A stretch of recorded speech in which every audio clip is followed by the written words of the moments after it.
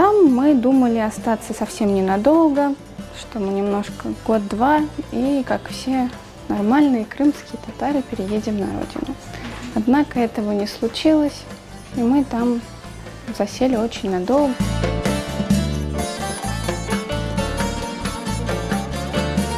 У нас есть дома такой мини-архивчик. Это наши народные песни в исполнении нашего великого ансамбля Хайтарма.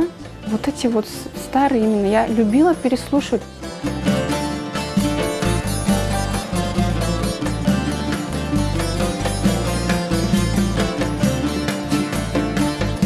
Это был, наверное, год 2013, когда я впервые пришла на мероприятие. Я очень хорошо запомнила, когда я пришла на мероприятие, услышала родную музыку, у меня так слезки покатились, мурашки побежали, потому что мне очень этого не хватало.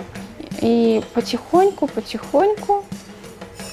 по сути-то, я и запела уже в Москве, именно свою родную.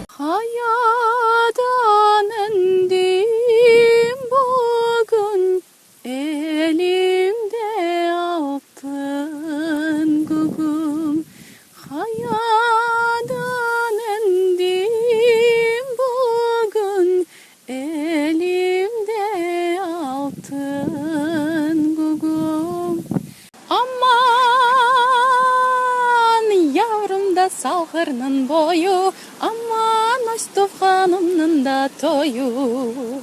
Яvrumda салқырның бойы, аман өстіп ханымның да тойы.